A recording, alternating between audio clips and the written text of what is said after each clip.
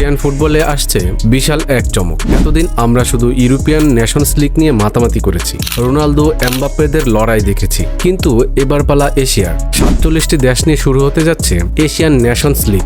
আর এই টুর্নামেন্ট যদি শুরু হয় তবে সবচেয়ে বেশি লাভবান হতে পারে আমাদের বাংলাদেশ। কিন্তু কিভাবে? ফিফা র্যাঙ্কিংয়ে পিছনের সারিতে থেকেও বাংলাদেশ কিভাবে এই লিগের সেরা হতে পারে? পুরো ফরম্যাটটা আসলে কেমন হবে? সব প্রশ্নের উত্তর এবং বাংলাদেশের জন্য এক্সক্লুসিভ বেনিফিট অ্যানালাইসিস থাকছে আজকের ভিডিওতে।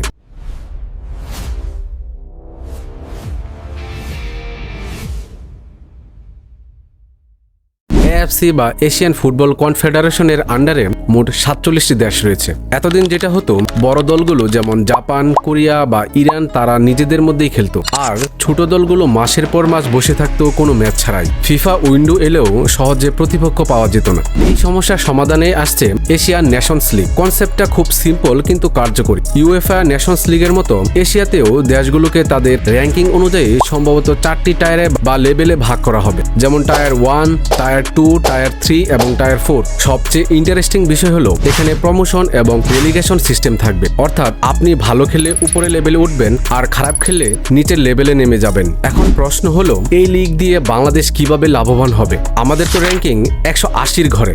আমি বাংলাদেশের জন্য এখানে 3টি মেজর বেনিফিট দেখছি। নাম্বার 1, সমশক্তির প্রতিপক্ষ। বিশ্বকাপ বা এশিয়ান কাপের বাছাই পর্বে আমরা হঠাৎ করে অস্ট্রেলিয়ার মতো বড় দলগুলোর সামনে পড়ে যাই এবং বড় ব্যবধানে হেরে মনোবল হারিয়ে ফেলি। কিন্তু নেশনস লিগে বাংলাদেশ খেলবে তাদের সমমানের র্যাঙ্কিং এর দলগুলোর সাথে, যেমন ভারত, নেপাল, ভুটান, মালদ্বীপ বা পাকিস্তান। ফলে ম্যাচগুলো হবে হাড্ডাহাড্ডি আর জেতার সুযোগ থাকবে অনেক বেশি। নাম্বার 2, সারা বছর ফিক্সড ম্যাচ। বাংলাদেশ ফুটবল ফেডারেশনকে আর অন্য দেশকে ম্যাচ খেলার জন্য অনুরোধ করতে হবে না। নেশনস লিগ হলে বছরের নির্দিষ্ট সময়ে বাংলাদেশ নিশ্চিতভাবে হোম এবং অ্যাওয়ে ম্যাচ পাবে, আর নিয়মিত ম্যাচ হলেই প্লেয়ারদের ফিটনেস এবং নিজেদের মধ্যে বোঝাপড়া বাড়বে। নাম্বার 3, র্যাঙ্কিং বাড়ানোর সুবর্ণ সুযোগ। আমরা যদি আমাদের টায়ারে চ্যাম্পিয়ন হতে পারি তাহলে একদিকে যেমন ট্রফি আসবে, অন্যদিকে আমরা উপরের টায়ারে প্রমোশন পাবো, আর এতে করে অটোমেটিক্যালি আমাদের ফিফা র্যাঙ্কিং উপরের দিকে উঠতে শুরু করবে।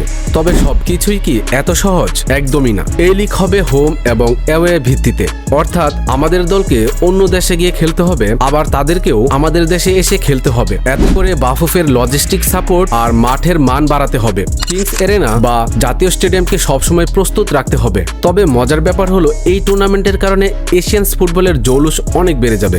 দুর্বল দলগুলো নিজেদের প্রমাণ করার একটা মঞ্চ পাবে যা আগে কখনোই ছিল না। আর বাংলাদেশের জন্য এটি হতে পারে নিজেদের ফুটবলকে নতুন করে জাগিয়ে তোলার এক মোক্ষম হাতিয়ার। আপনার কি মনে হয়, এই নেশনস লিগের মাধ্যমে বাংলাদেশ কি নিজেদের প্রমাণ করতে পারবে? কমেন্টস করে জানিয়ে দিন আপনার মতামত।